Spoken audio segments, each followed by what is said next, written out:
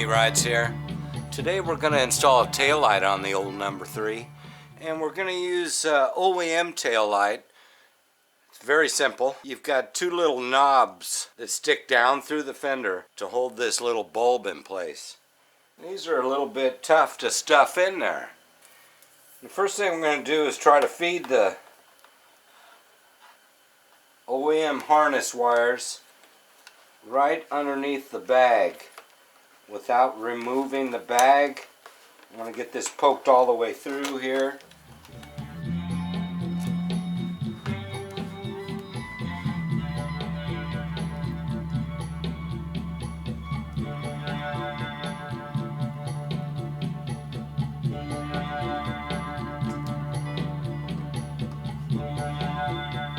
You got a little buffer here to help your bulb stay protected. You've got a OEM grommet that sits right in here.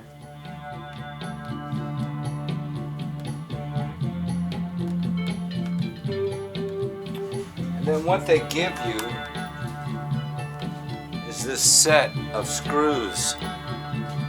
They're self-tapping screws with small washers. That's going to hold on your taillight lens from underneath.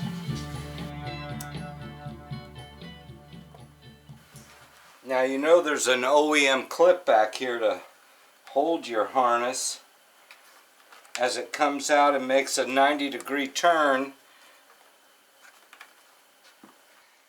And then you've got to hook up the two wire connectors at the end of the harness. Otherwise your brake light won't even light. It's got to go in right into these two. You've got a green and a brown. Okay, you see where I'm going with this?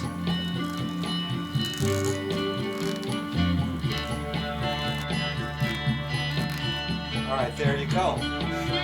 There's your xr600r wiring harness.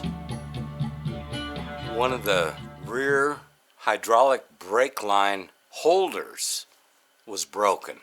They always break. These things don't last more than 5 years of normal use before they get brittle and break. So I've got a replacement here we're going to use. This is pretty easy to do. I don't have any problems with you trying to do this at home. You don't have to take this into the shop to get this repaired. I've got to get a kill switch mounted on here. Currently there's no way to shut the bike off. So we've got a used OEM one here. The kill switch grounds your ignition coil so it no longer fires as long as you're pushing the button. So it hooks up to the coil wire and it's got a ground. There's a ground here on the handlebar. This is going to require some nylon tie straps to hold the wire. So we'll do that now. We've got a OEM xr600r headlight mask. Actually, it's the one that came with this bike. It's in good shape because they took it off early on and put on a Baja Designs headlight. We've got all this stuff to hook up. Headlight to the harness, kill switch to the harness. You know, the main thing is you don't want to get anything caught in the extreme stoppers. And the way we've got this, it can't hang low enough to do that. We've got it strapped to the compression release cable. And that needs to be strapped to here to make sure it stays out of the way as well. So I guess I'll do that right now, and that way I can show you what we're up against here. So this all got to do with routing, where you've got your stuff routed.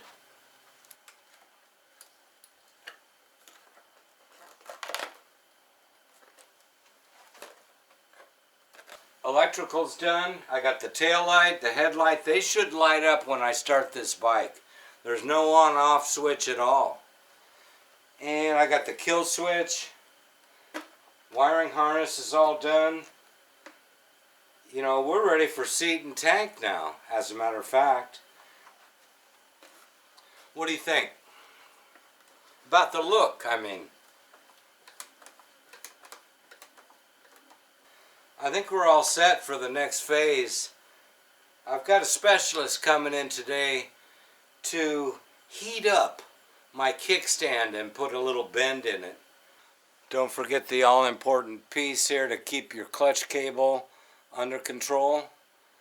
Goes on the left side, front tank mount bolt, tank mount area. Don't forget it. It's what keeps your clutch cable from hitting your fender every time you turn. It's the old number 3. So I've had a specialist come in today, and we have heated up the kickstand and bent it. One of the things I noticed when I got this bike right off the bat was it leaned over extensively, more than any of the other bikes when on the kickstand.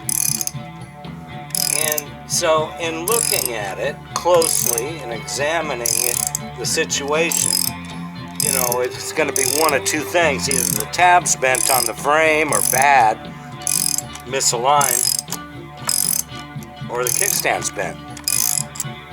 And the kickstand on it is slightly bowed throughout the length of it, but it's not much. It's only somewhere about 3/16 of an inch along the length of it. But what we've done here is create a bend right up top. Heated that up.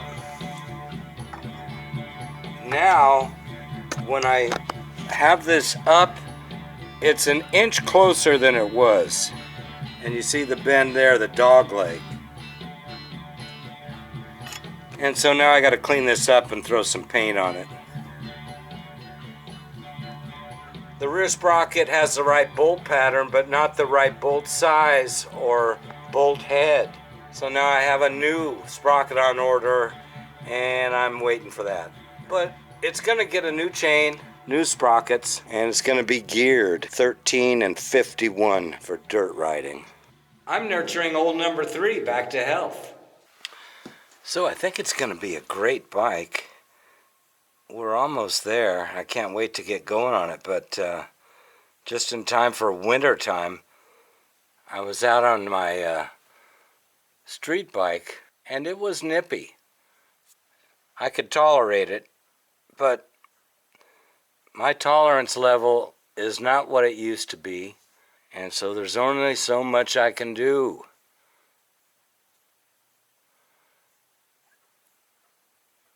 And this bike is not going to get fully tested until next year. That is, unless we have an extremely mild winter.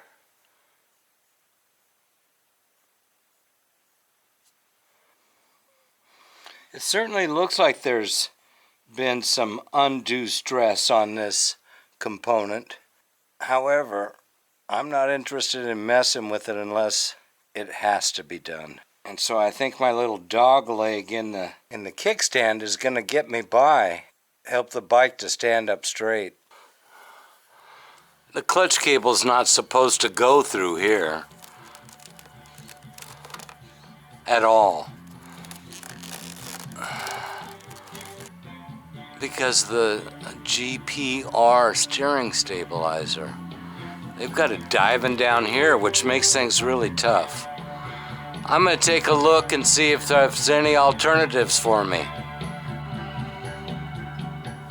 Okay, well, in order to get this going like I want it going,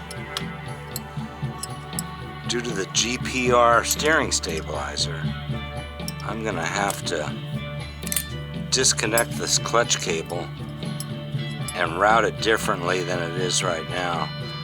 Basically, my problem is the way they dove in front of the triple tree instead of in back of the triple tree instead of in front.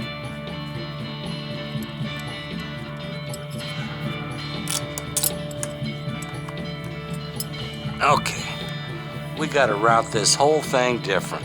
They had it going around the way they did so that they didn't bind up on it. But I think I can do it a little more of the conventional routing and still not bind up. So that's what I'm having to do right here. Now this whole thing is just going wrong. That's wrong. Oh, there's one other thing about this too. Just in feeling it, I think the clutch cable needs lubing.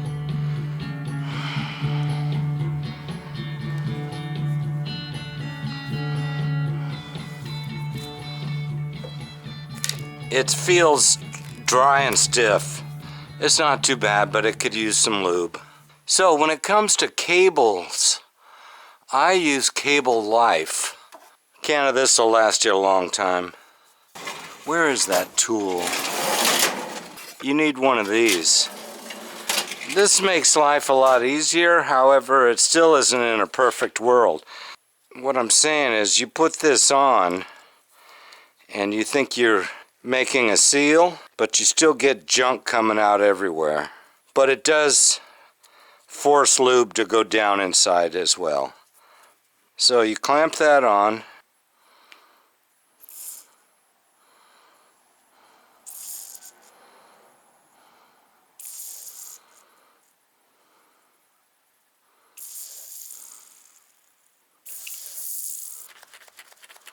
Yeah, that feels better already.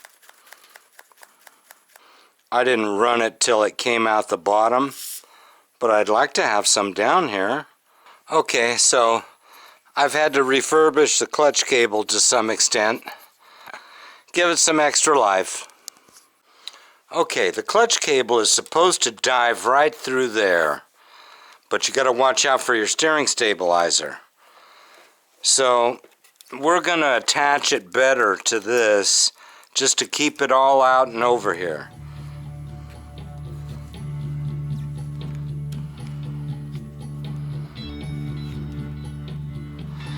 Next, it's supposed to go through here.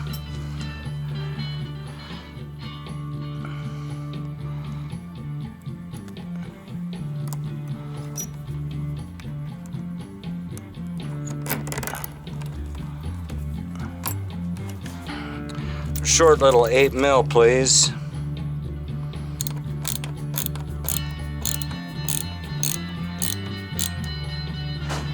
You see what I'm saying here? This doesn't quite fold down like it should over that bracket. I think it just needs a little, yeah. See, now we're talking. And then the other factor we had was this is bent out of shape here.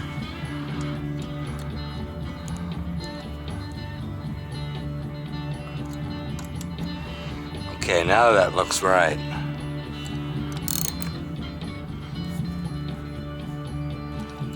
Okay, I'm trying to hook up the tank here.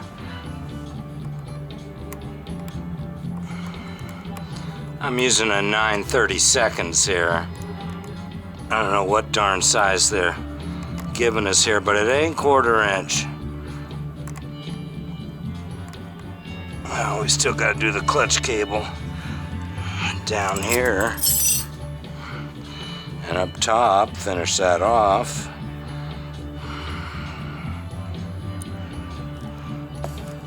It's dripping fluid now. Oh, I can't do it because I've got it adjusted up top. We can try this. I don't like to do it, but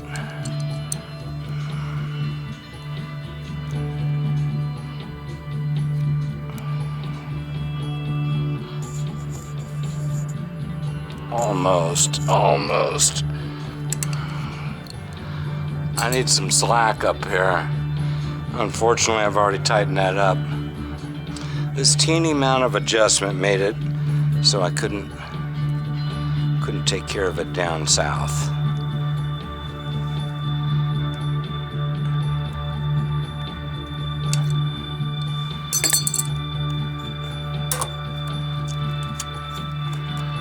Okay, just to get that in place. A tank hold down strap. 175/16 MN1670. Brand new one. And it's being sent out to start breaking down. Life expectancy 4 or 5 years.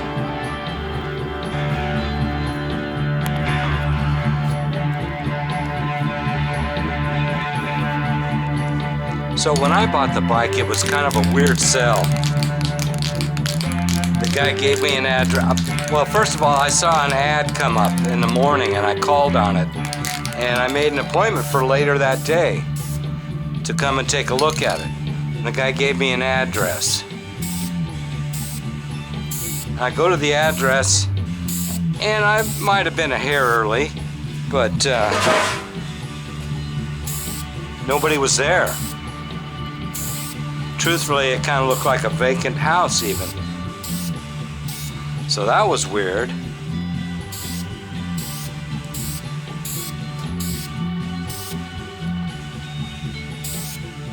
And I was just waiting around, and the guy ended up coming around the corner on the bike from somewhere else. And he was rushed. I gotta go to San Jose. I'm late. I gotta be there in an hour. Well, we all know you can't get there in an hour.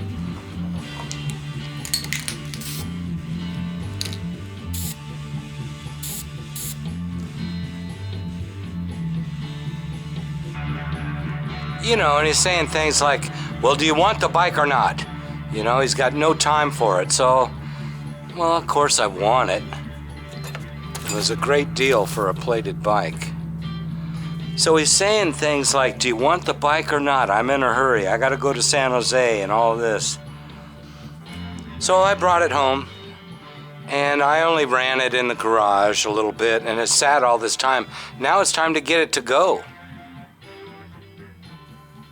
While we're laying on our sides, it's a good time to put this sprocket on because it's just so accessible.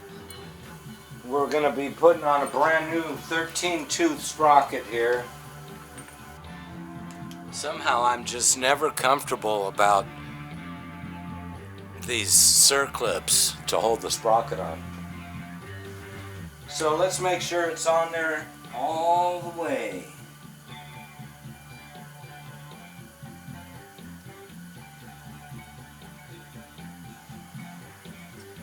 Okay, that looks great. We're going to put on the side covers off of my old 96.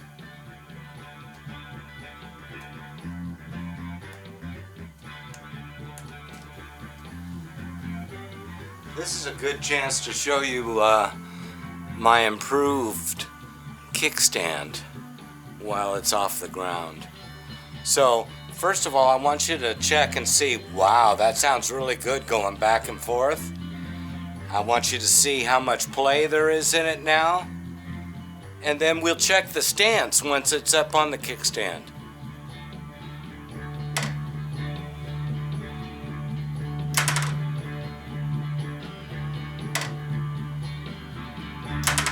Okay, there's solid back and forth motion. As far as play goes, well, it's got a little. And then when it comes to how far it sticks out, it still sticks out pretty far, even with my little dog leg right here. But it's passable. So now you check the stance. In other words, how does the bike sit on the kickstand? As far as the stance goes, it might be leaning a little bit more than normal. I want to put an air cleaner on the bike, and I'm a fan of the OEM air cleaner. I think it does a good job. The only real problem with it is it is expensive. I like the sealing capabilities of this against the OEM airbox. It looks like this comes pre-lubed, but I'm certainly going to put more on it than that. And this doesn't really even look like a very good glue job on there. Well, maybe it's not too bad. Anyway, it feels like it's already gooey, but we're going to make that even gooier. OEM cage here that already has somebody else's old oil filter on it. I didn't know there was any oil filter elements that would fit the original cage, and maybe this is made for it, maybe not. Let's have a look, see what this is. It's a high flow. There's a website address there, but I can't quite read it. This is a gooey old thing.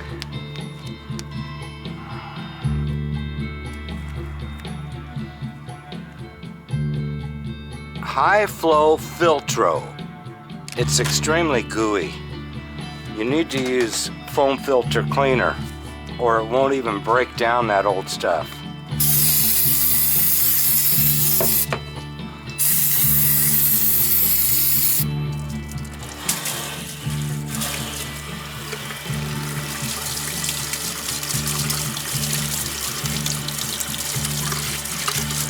So we have the OEM filter bagged.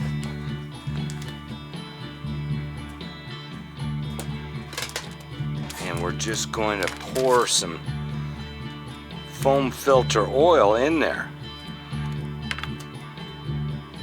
Let it absorb that. Squish it around.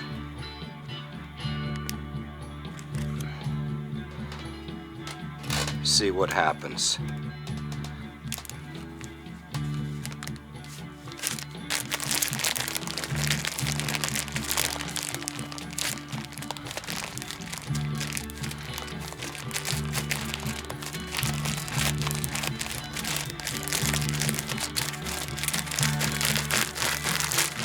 Looks like I'll have to put in more than that.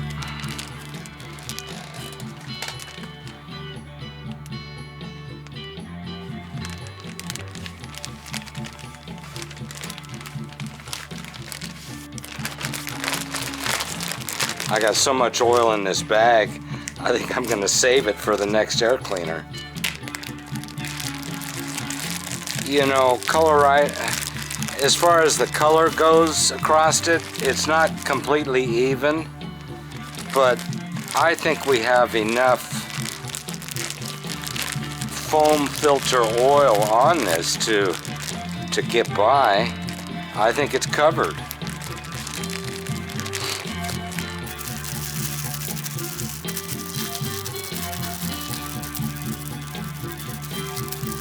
Okay, I think we're rolling here. And if we're not, no big loss, but I'm going to blow out some of this if I've got any air left. You're on the dark side of the Too Many Rides garage here.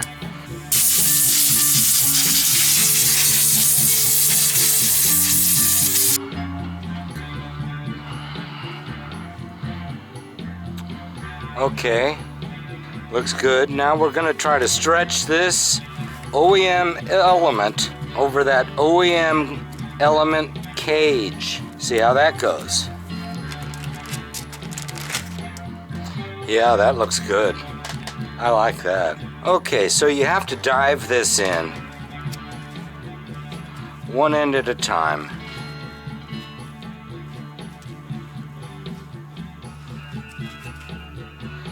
And you got to get this peg through the hole.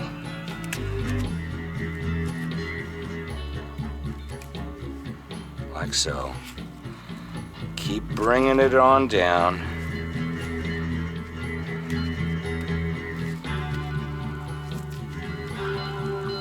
Now it's important to get this on here properly seated so that you're not deformed.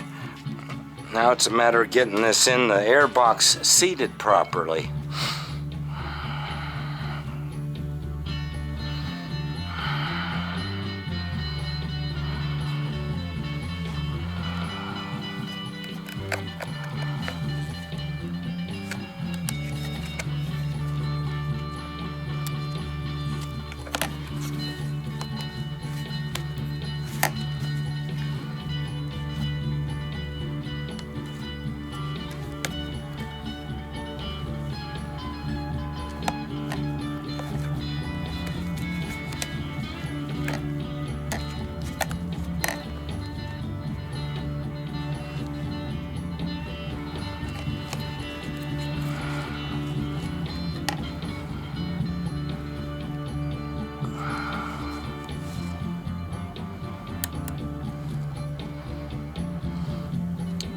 I think having the bike over on its side made that easier to put in, and I think we're just plain looking good.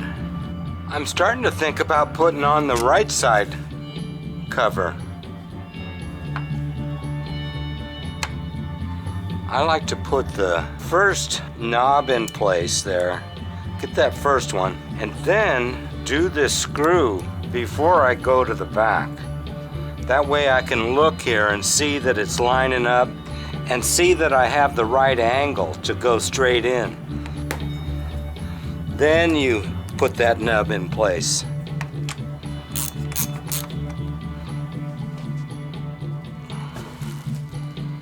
Here it is, the seat for what is going to be from here on out known as old number 3.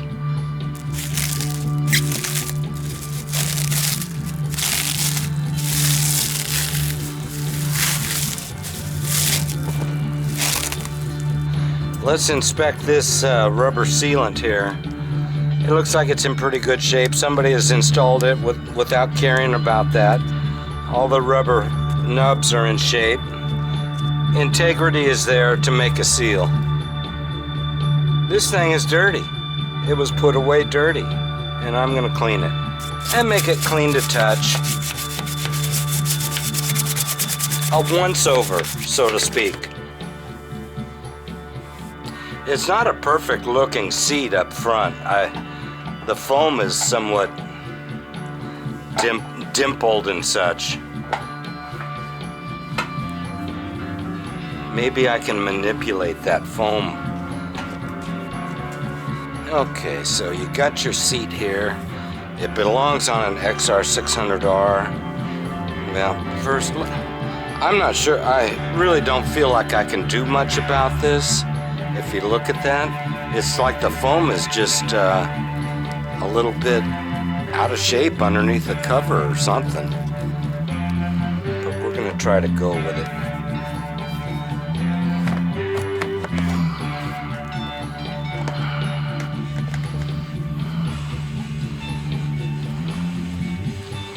Okay, underneath there, you really wanna make sure you're getting this right. See, right now we've just got the left side of the bike hanging us up, but now that's gonna go right down where it needs to be, and we can put our bolts in.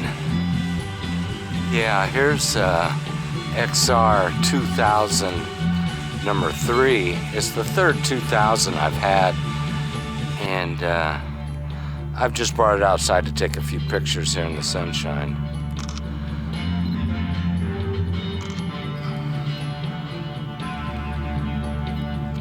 Okay, so that's that.